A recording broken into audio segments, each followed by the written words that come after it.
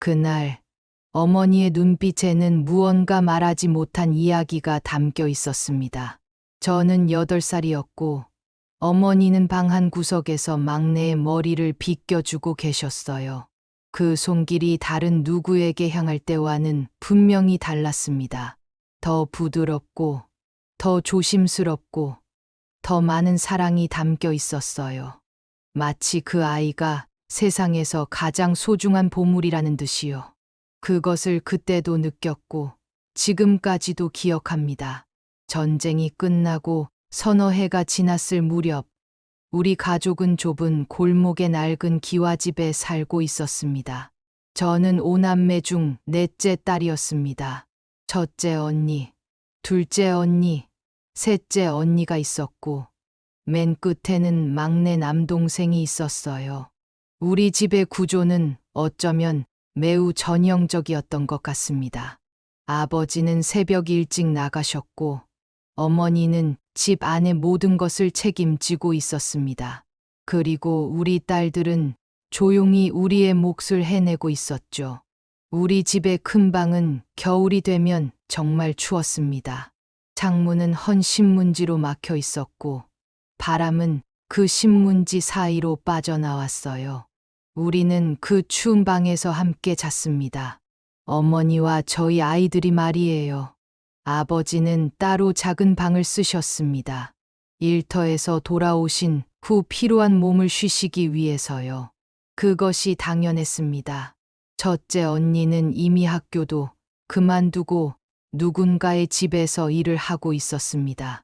매일 새벽에 나가서 밤이 될 때까지 일하는 언니의 모습을 저는 자주 봤어요.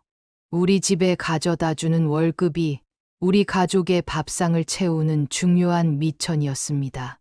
언니의 손은 항상 부어 있었고, 때로는 피멍이 들어있기도 했어요. 하지만 언니는 그것을 당연하게 받아들였습니다. 맏언니로서의 책임이라고 생각했던 것 같습니다. 둘째 언니는 학교를 다니면서도 하루하루 집안일로 바쁜 손을 놀릴 수 없었습니다. 학교에서 돌아오면 가장 먼저 우물로 물을 길러 가곤 했어요. 그 물은 밥을 지을 때 사용되고 우리의 몸을 씻길 때 사용되었습니다. 둘째 언니의 그 일상은 마치 숙명처럼 보였습니다. 학교와 집을 오가며 자신의 몫을 다하는 그 모습이 말이에요. 셋째 언니는 저보다 서너 살 많은 언니였는데 부엌에서 어머니를 도와 음식을 만드는 일이 그의 주된 역할이었습니다. 아침 일찍 일어나서 밥을 지을 준비를 하고 저녁이 될 때까지 부엌에서 움직이는 것이 언니의 하루였어요. 언니는 어머니 다음으로 부엌의 신비를 알고 있는 사람이었습니다. 거의 아무것도 없는 재료로 무언가를 만드는 방법을 말이에요. 그리고 넷째는 막내를 돌보고 집 안의 자질구레한 일들을 챙기는 것이 제 몫이었습니다. 막내가 일어나면 저는 막내의 옷을 챙겼고, 막내가 밥을 먹을 때는 저는 옆에 앉아 막내가 필요한 것이 없는지 살펴봤어요. 막내가 밖에서 놀다가 돌아오면 저는 막내의 손을 씻겨 주었고, 막내가 잘 때는 저는 막내 곁에서 자곤 했습니다. 어머니가 그렇게 해주라고 명시적으로 말한 적은 없었습니다. 하지만 그것이 당연하다는 것을 저는 알고 있었습니다. 막내는 남자아이였고 우리는 딸이었으니까요. 아, 그 막내. 그 아이가 얼마나 사랑받았는지 모릅니다. 부모님은 그 아이에게 모든 것을 쏟아붓고 있었어요. 어머니는 막내가 배고프지 않도록 최선을 다했습니다. 남은 음식이 있으면 그것은 첫째 언니나 저 같은 다른 딸들을 위한 것이 아니라 막내를 위한 것이었습니다. 아버지도 마찬가지였어요. 아버지가 집에 있는 며칠 동안 혹시라도 필요한 것이 있을까 막내를 물었습니다. 아버지는 첫째 언니에게는 학교 다닐 때 조심해라는 말씀만 하셨고, 저에게는 막내 잘 챙겨라고만 하셨습니다. 우리 딸들에게는 그런 물음과 관심이 거의 없었습니다. 그것이 잘못되었다고 말하고 싶지는 않습니다. 아버지도 어머니도 악에 있는 분들이 아니었으니까요. 다만 그 시절 어쩔 수 없는 일이었던 것 같습니다. 아들이 없던 우리 집에 마침내 아들이 났을 때 부모님이 느꼈던 그 기쁨과 안도감, 그것이 모든 것이었던 것 같습니다. 그리고 아들을 위해서라면 딸들의 희생은 당연한 것으로 여겨졌어요. 제 기억은 그렇게 시작됩니다. 사랑을 받는 것과 받지 못하는 것의 차이를 배우는 순간 말이에요. 하지만 그 기억이 모두 끔찍했던 것은 아닙니다. 어쩌면 그것이 이 이야기의 가장 중요한 부분일 수도 있습니다. 사랑받지 못한 것 같은 아픔 속에서도 저는 무언가 따뜻한 것을 느꼈거든요. 은빛의 오후, 마음이 머무는 시간입니다. 구독과 좋아요는 영상 제작에 큰 힘이 됩니다. 구독하시면 다음 영상을 무료로 빠르게 만나보실 수 있습니다. 아침은 항상 어두웠습니다. 전쟁이 끝난 지 얼마 안 되었던 그 시절, 해가 뜨는 것도 늦고 밤이 드는 것도 빨랐습니다. 저는 어린 나이에도 이미 제 몫의 일들을 알고 있었어요. 어머니가 일어나신 것을 들으면 저도 침대에서 일어나곤 했습니다. 그리고 어머니의 방으로 가서 제가 할 수 있는 일들을 찾았습니다. 물을 깃고 밥을 헹굼으로써 말이에요. 주방에서 나는 음식 냄새는 우리 집의 신호였습니다. 그 냄새가 나면 하루가 시작되었고 그 냄새가 사라지면 하루가 끝나가는 것이었어요. 어머니는 매일 아침 같은 시간에 부엌으로 가셨습니다. 손에 들린 것은 낡은 냄비 하나뿐이었어요. 검은색으로 변한 그 냄비는 밥도 지었고 국도 끓였으며 때로는 데운 물로 우리의 손을 씻겨 주었습니다. 그것이 우리 집의 유일한 냄비였으니까요. 어머니의 손은 항상 무언가를 하고 있었습니다. 채소를 다지고 밥을 푸고 국을 저으면서 말이에요. 그 손의 움직임은 매우 빨랐습니다. 어쩌면 그것이 아버지가 집에 돌아오기 전에 모든 것을 준비하기 위한 어머니의 다급함이었을지도 모릅니다. 아버지의 시선 속에서 우리가 충분히 먹고 있다는 것을 보여주고 싶은 마음이었을 수도 있어요. 막내는 항상 늦게 일어났습니다. 아버지와 어머니는 막내가 충분히 쉬기를 원하셨거든요. 어머니는 자신이 준비한 모든 음식 중에서 가장 좋은 것들을 막내를 위해 남겨두곤 했습니다. 밥이 남으면 그것은 막내의 것이었고, 반찬이 맛있으면 그것도 막내가 먼저 먹었어요. 때로는 어머니가 자신이 먹던 것까지 막내의 그릇에 옮겨주시는 것을 봤습니다. 저는 그것을 보면서 어떤 복잡한 감정을 느꼈습니다. 시기심일 수도 있었고, 그저 아파하는 감정일 수도 있었어요. 하지만 지금 생각해 보니 그것은 당연함의 차이를 아는 슬픔이었던 것 같습니다. 첫째 언니가 집에 돌아오면 언니의 손은 항상 뭔가를 들고 있었습니다. 하루 종일 다른 사람의 집에서 일해서 번 돈과 물건들 말이에요. 때로는 남은 반찬도 있었고, 때로는 쌀 한 줌도 있었습니다. 언니는 그것을 부모님에게 건넸습니다. 아무 말도 하지 않고 말이에요. 어머니는 그것을 받으시고 머리를 쓰다듬으셨습니다. 하지만 그 손길은 막내를 돌보던 그 부드러운 손길과는 달랐습니다. 그것은 더 급하고 더 무거웠어요. 감사의 손길이면서도 동시에 책임감이 담긴 손길이었습니다. 아버지는 첫째, 언니의 그 일에 대해 특별한 말씀을 하지 않으셨습니다. 당연하다는 듯이요. 어쩌면 아버지도 자신이 집을 부양하지 못한다는 죄책감 때문에 첫째, 언니의 일을 당연하게 받아들이는 수밖에 없었을지도 모릅니다. 둘째 언니는 학교에서 돌아오면 가방을 내려놓고 바로 우물로 물을 길러 갔습니다. 물론 저도 그 일을 도왔지만 언니의 주된 책임은 빨래였습니다. 가족의 옷을 손으로 비벼 빨고 냇가에 말리고 다시 개는 모든 일이 언니의 일이었어요. 겨울에는 얼음장 같은 물에서 빨래를 했습니다. 언니의 손가락은 항상 빨갛고 부어 있었어요. 어머니는 때때로 언니가 하는 일을 도와주시곤 했지만 막내에게는 그런 일이 전혀 없었습니다. 막내의 옷은 항상 맑고 정갈했고 막내의 손은 항상 깨끗했습니다. 제가 둘째 언니에게 언니, 손이 아파? 라고 물었던 기억이 있습니다. 그럼 언니는 웃으셨어요. 아프면 안 하나? 그 답변은 저에게 매우 충격적이었습니다. 아프지만 해야 한다는 것, 즉 당연히 해야 한다는 것이 얼마나 큰 무게였는지 알았으니까요. 셋째 언니는 이미 많은 것을 체득한 나이였습니다. 어머니 다음으로 부엌을 다루는 사람이 언니였거든요. 새벽 미명에 일어나서 밥을 지을 준비를 하고 저녁이 되어서야 부엌에서 나오는 것이 누나의 일과였습니다. 언니의 손은 항상 무언가를 하고 있었습니다. 칼을 들었다 놨다를 반복하고 냄비를 저었다 들었다를 반복했어요. 어머니도 언니를 많이 의지하셨습니다. 어떤 날씨에 어떤 음식을 만들어야 할지, 어떻게 재료를 아껴야 할지를 어머니가 직접 가르치셨거든요. 하지만 그 의지도 결국은 막내를 위한 것이었습니다. 언니가 준비한 음식이 가장 먼저 막내 앞에 놓였거든요. 제가 셋째 언니에게 언니는 이렇게 일만 해?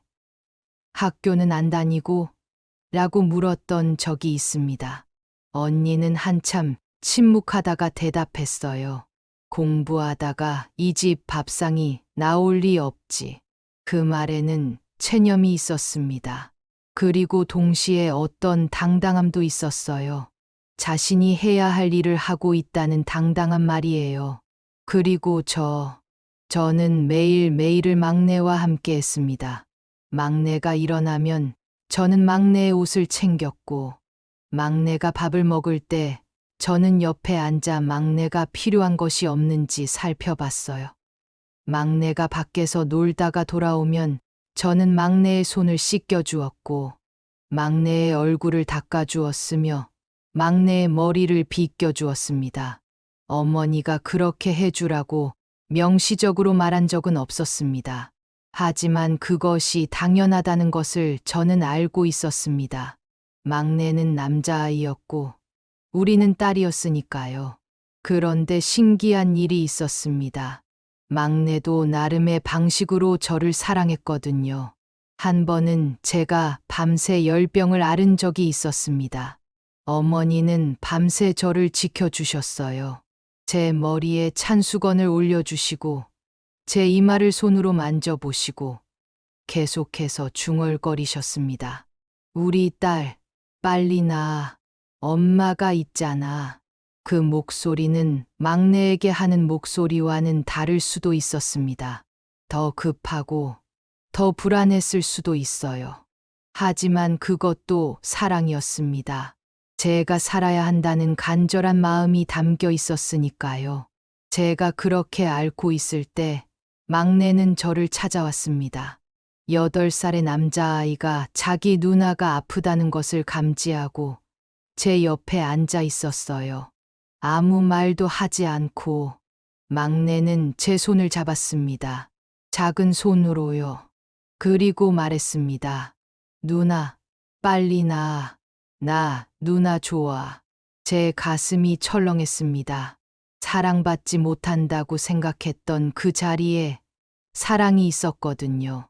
사랑의 방식은 다를 수 있었지만 그것은 분명히 사랑이었습니다. 첫째 언니는 제가 아플 때 저를 위해 특별한 음식을 준비했습니다. 자신이 일해서 번 돈으로 시장에서 산 무언가, 그것이 무엇이었는지는 기억나지 않습니다. 하지만 그것이 얼마나 비싼 것이라는 것, 그리고 언니가 그것을 제 앞에 놓은 의도를 저는 알고 있었어요. 아버지에게 받는 용돈도 없는 언니가 자신이 번 돈을 써서 나를 위해 무언가를 샀다는 것. 그것만으로도 충분했습니다. 둘째 언니는 제 옷을 빨아주고 다시 개어서 내 베개 위에 놓았습니다. 따뜻할 때 말이에요. 마치 제 몸을 데우려고요. 겨울 밤 그 온기는 제게 가장 소중한 것이었습니다. 셋째 언니는 죽을 쑤었습니다. 제가 아팠을 때 죽을 쑤는 것은 쌀이 많이 필요한 일이었어요. 우리 집에서는 정말 사치스러운 일이었습니다. 하지만 언니는 그것을 했습니다. 제 건강을 위해서요. 그 죽을 먹으면서 저는 눈물을 흘렸습니다. 아프기도 했지만 사랑받는다는 것이 얼마나 큰 일인지를 알았으니까요. 그렇게 제가 회복되면서 느낀 것이 있습니다. 비록 부모님의 사랑이 불공평했을지 몰라도 가족의 사랑은 공평했다는 것을요. 비록 아버지와 어머니가 막내에게 더 기울어져 있었을지 몰라도 제 언니들은 저를 지켜주고 있었습니다. 그것도 마찬가지로 귀한 사랑이었어요. 우리 집의 밥상은 항상 작았습니다. 검고 다른 나무 밥상이었어요. 그 위에 올려지는 것은 밥과 국, 그리고 한두 가지 반찬뿐이었습니다. 하지만 그 밥상이 담고 있는 것은 단순한 음식이 아니었습니다. 그것은 우리 가족이 함께 견디어낸 하루하루였고, 함께 누리려는 시간이었어요. 어머니는 매일 아침 같은 시간에 부엌으로 들어가셨습니다. 손에는 낡은 칼 하나, 도마 하나, 그리고 그 작은 냄비 하나뿐이었어요. 어머니는 그것들로 기적을 만들었습니다. 거의 아무것도 없는 것 같은 재료들로 우리 모두가 먹을 무언가를 만들었거든요. 밥이 있는 날도 있었고, 없는 날도 있었습니다. 밥이 없으면 어머니는 다른 것들을 사용했습니다. 옥수수 가루도 있었고, 콩 가루도 있었고, 심지어 겨나 채소 줄기도 사용했어요. 하지만 어머니의 손길은 항상 같았습니다. 무엇을 만들든 어머니는 그것에 사랑을 담았습니다. 한 번은 밥이 부족했어요. 그래서 어머니는 밥에 물을 더했습니다. 밥이 아니라 거의 죽에 가까워질 때까지요.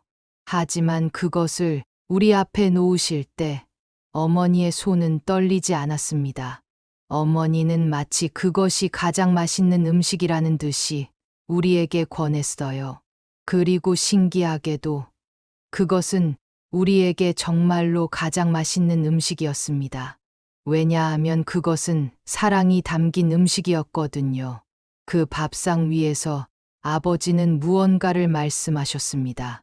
어디에서 들었는지 모를 이야기들, 때로는 우리를 웃기고 때로는 우리를 생각하게 하는 이야기들 말이에요. 그 이야기들 속에서 아버지가 표현하는 것은 단순한 말이 아니었습니다. 우리 함께 견디자. 이 고통도 결국 지나갈 거야.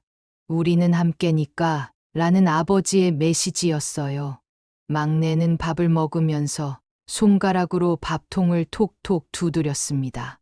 아직 아이였으니까요. 때로는 입에 밥을 가득 물고 씹기도 했어요. 그럼 어머니는 웃으셨습니다. 우리 막내, 밥이 맛있어? 라고 물으셨고, 막내는 고개를 끄덕였습니다. 그 순간 막내의 얼굴에는 가장 순수한 기쁨이 있었습니다. 첫째 언니는 밥을 빨리 먹었습니다. 언니도 먹고 빨리 나가야 할 일이 있었거든요. 하지만 언니는 밥을 먹기 전에 항상 우리를 봤습니다. 특히 막내와 저를요. 우리가 충분히 먹고 있는지를 확인하는 눈빛으로요. 셋째 언니는 밥을 먹으면서 생각하고 있었던 것 같습니다. 아마도 내일 뭘 만들 것인가를 생각하고 있었을 거예요. 어머니 다음으로 부엌을 책임지는 언니의 몫은 결코 가볍지 않았습니다.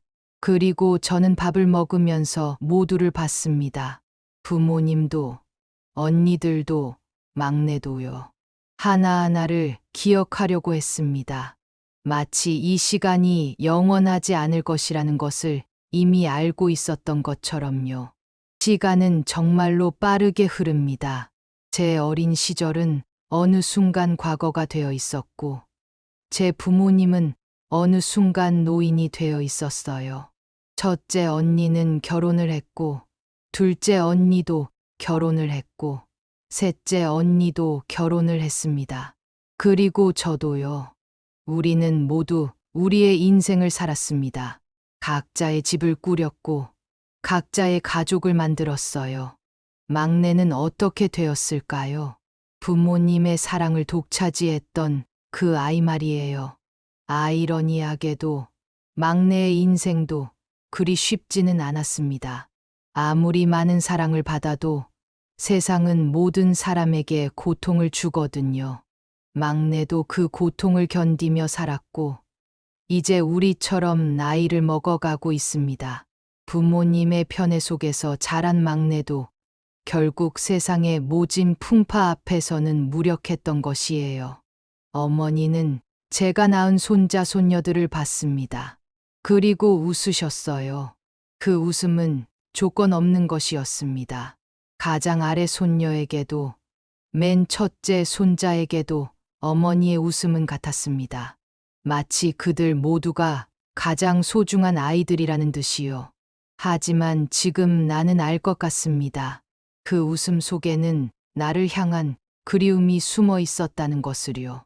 내가 언제는 사랑받지 못했다고 생각했던 그 시절, 어머니는 나를 사랑했지만 그것을 표현할 수 없었던 거죠.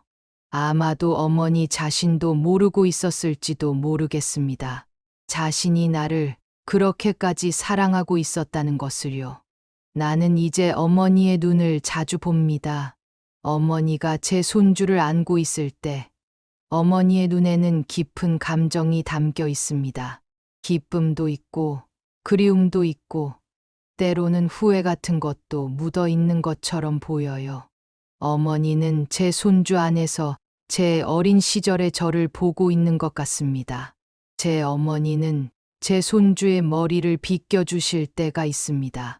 그때 어머니의 손길은 그 시절처럼 부드럽습니다. 아니, 더 부드러워 보입니다. 왜냐하면 어머니도 알고 계시니까요. 손주와의 시간이 얼마나 소중한지를, 손주의 어린 시절이 얼마나 빠르게 지나가는지를요. 그리고 그 안에서 어머니는 자신이 나에게 해주지 못했던 모든 것들을 해주고 싶어 하시는 것 같습니다. 저는 그 장면을 보면서 울음이 나옵니다. 그 눈물 속에는 많은 것이 담겨 있습니다. 어린 시절 나를 완벽하게 사랑해주지 못했던 것에 대한 어머니의 미안함도 있을 것 같고, 나를 사랑했지만 그렇게밖에 할 수 없었던 어머니의 사정도 있을 것 같습니다. 그리고 무엇보다 그 눈물 속에는 이해가 있습니다. 이제 나는 알 것 같습니다. 어머니가 손주를 보며 웃던 그날, 그 웃음 속에는 나를 향한 그리움이 숨어 있었음을, 어머니는 손주를 통해 내 어린 시절을 다시 만나고 있었던 것이에요. 시간이 지나서 더 이상 돌이킬 수 없는 그 시절을요. 아버지는 더 이상 밖에서 일하지 않습니다. 아버지의 어깨는 많이 굽어 있습니다. 아버지의 손은 예전처럼 힘이 있지 않습니다. 하지만 제가 아버지를 보면서 느끼는 것은 이제 다릅니다. 그 굽은 어깨는 약함이 아니라 너무나 큰 책임감을 짊어지고 산 한 사람의 삶이라는 것을요. 아버지는 저를 처음 안았을 때가 어땠는지에 대해 한 번 말씀하신 적이 있습니다. 딸을 4명이나 낳고 마침내 아들을 얻었을 때 아버지가 느꼈던 감정은 얼마나 컸을까요? 그것이 아버지가 막내를 그렇게 사랑했던 이유였던 것 같습니다. 그것이 나쁜 사랑이라고 할 수 없었던 것도 그 때문입니다. 하지만 동시에 아버지는 저를 잊지 않으셨어요. 제가 심하게 아팠을 때, 아버지는 제 옆에 앉아 계셨습니다. 말도 없이요. 아버지의 손이 제 이마를 스쳐 지나갔습니다. 그것이 아버지의 사랑의 표현이었던 것 같습니다. 완벽하지 않은 사랑이었지만 진정한 사랑이었어요. 첫째 언니는 여전히 제게 도움을 줍니다. 그냥 습관처럼 말이에요. 제게 필요한 무언가가 있을까봐 자주 확인하곤 합니다. 어쩌면 우리가 아이였을 때처럼요. 첫째 언니는 절대 나이 들지 않는 것 같습니다. 여전히 저보다 먼저 앞을 봐주고 저를 챙기고 있으니까요. 어느 날 첫째 언니가 저에게 말씀했습니다. 그때 내가 자주 무섭고 혼자라고 느껴질 때가 많았어. 엄마, 아빠가 막내만 보고 있으니까. 하지만 넌 나 있었잖아. 넌 내가 돌봐야 할 책임이 있었어. 그래서 난 좀 더 힘낼 수 있었어. 그 말을 들으면서 저는 비로소 깨달았습니다. 우리 모두가 어떤 방식으로든 서로를 사랑하고 있었다는 것을요. 둘째 언니와 셋째 언니도 마찬가지입니다. 우리는 여전히 자기를 내려놓고 누군가를 챙기는 법을 알고 있습니다. 그것이 우리가 배운 사랑의 방식이었으니까요. 그리고 그것은 나쁜 방식이 아니라는 것을 이제 알았습니다. 막내는 지금 자신의 아이들을 키우고 있습니다. 막내도 자신의 자식을 편애할 수도 있습니다. 그것이 나쁜 것일까요? 어쩌면 그것도 사랑의 한 형태일 수도 있습니다. 비록 불공평한 사랑이라고 해서 그것이 거짓된 사랑은 아니니까요. 막내는 이제 이해할 수도 있을 겁니다. 어머니가 왜 그렇게 자신을 사랑했는지를요. 아버지가 왜 자신에게만 그렇게 많은 기대를 걸었는지를요. 저는 지금 나의 딸들에게 어떤 방식으로 사랑을 주고 있는가를 묻습니다. 나는 나의 딸들을 공평하게 사랑하고 있는가? 아니면 나도 모르게 어떤 불공평한 애정을 보이고 있는 것은 아닐까요? 그리고 저는 깨달았습니다.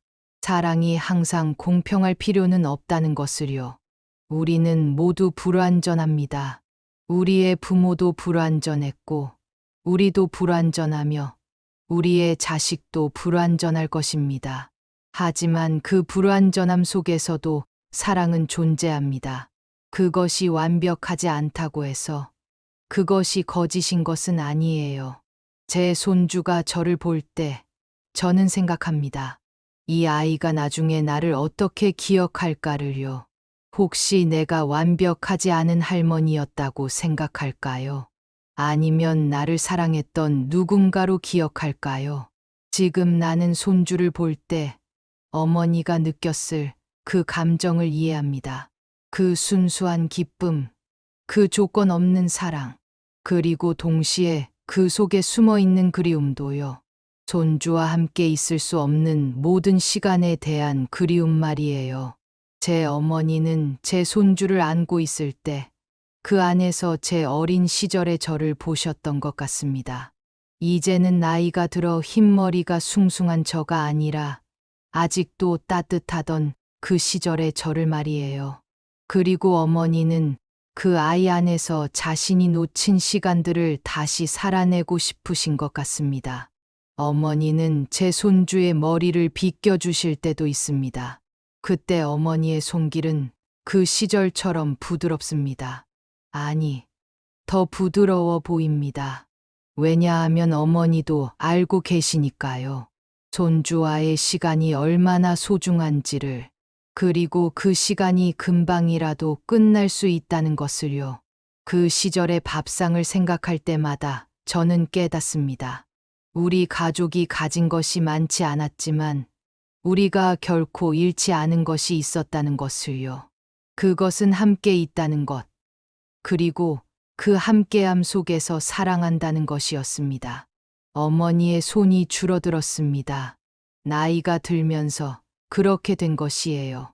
하지만 그 손이 나를 쓸어낼 때는 여전히 따뜻합니다. 그 손길에는 여전히 사랑이 담겨 있습니다. 완벽하지는 않지만 진정한 사랑이요. 제가 어머니의 손을 잡을 때 저는 생각합니다. 이 손이 내 어린 시절의 모든 것을 해냈다는 것을요. 이 손으로 밥을 지었고, 국을 끓였고, 우리를 씻겼고, 우리를 안았어요. 그리고 이 손으로는 나를 덜 사랑했습니다. 하지만 그것도 사랑이었습니다. 왜냐하면 어머니는 그렇게 할 수밖에 없었으니까요. 그것이 어머니의 시대이고 어머니의 현실이었으니까요. 지금 저는 우리의 이야기를 어떻게 봐야 할까를 생각합니다. 그것이 슬픔의 이야기인가 아니면 사랑의 이야기인가를요. 아마도 둘 다일 것 같습니다. 왜냐하면 사랑은 때로 슬픔과 함께 오기도 하니까요. 그리고 가장 깊은 사랑은 오히려 가장 큰 슬픔으로부터 나올지도 모르니까요. 제 손주들은 저희 손을 잡습니다. 완전히 공평하지는 않은 제 사랑을 받습니다. 하지만 그들도 분명히 사랑받고 있습니다. 그것은 당연합니다. 왜냐하면 그들은 우리 가족이니까요. 나는 내 딸에게 말하고 싶습니다. 만약 내가 너를 완벽하게 사랑하지 못했다면 그것을 용서해달라고요. 하지만 동시에 내가 너를 사랑했다는 것을 잊지 말아달라고요. 불완전한 방식이었을지 몰라도 그것은 분명히 사랑이었다고요. 그리고 그 사랑이 너를 이렇게 따뜻한 사람으로 만들었다고요. 그리고 나는 내 부모님께 감사합니다. 비록 완벽하지 않으셨을지 몰라도 나를 사랑하셨던 것을요. 그 사랑이 나를 지탱했고, 나를 자라게 했으며, 나를 다른 누군가를 사랑할 수 있는 사람으로 만들었으니까요. 이제 나는 알 것 같습니다. 사랑이란 것은 완벽할 필요가 없다는 것을요. 사랑이란 것은 충분히 주어지거나 공평하게 나누어질 필요가 없다는 것을요. 사랑이란 그저 누군가를 향해 손을 내밀고 그 손으로 누군가를 감싸고 그 안에서 함께 살아가는 것이라는 것을요. 그 시절의 밥상은 이제 제 기억 속에만 남아 있습니다. 하지만 그 기억은 매우 생생합니다. 냄비에서 피어오르는 수증기도, 어머니의 손길도, 아버지의 침묵도, 언니들의 배려도, 막내의 순수한 기쁨도, 모든 것이 여전히 제 안에 살아 있어요. 그리고 제가 누군가에게 밥을 담아줄 때 저는 그 기억을 함께 담습니다. 그 시절 제 가족이 저를 대했던 그 사랑을 말이에요. 그렇게 사랑이 전해집니다. 세대에서 세대로요. 끝나지 않고 계속해서요. 저는 감사합니다. 그 시절이 저에게 주었던 모든 것들을 위해 배고픔도 고마웠고 두려움도 고마웠어요. 왜냐하면 그것들이 제게 사랑이 무엇인지를 가르쳐 주었으니까요. 그리고 그 사랑은 지금도 제 삶을 이끌고 있습니다. 제 손으로 누군가를 돌볼 때, 제 마음으로 누군가를 위할 때, 그 시절의 감정이 저에게 말합니다. 이것이 맞는 길이야. 이것이 사랑이야. 오늘도 함께해 주셔서 감사합니다. 평온한 오후 되세요.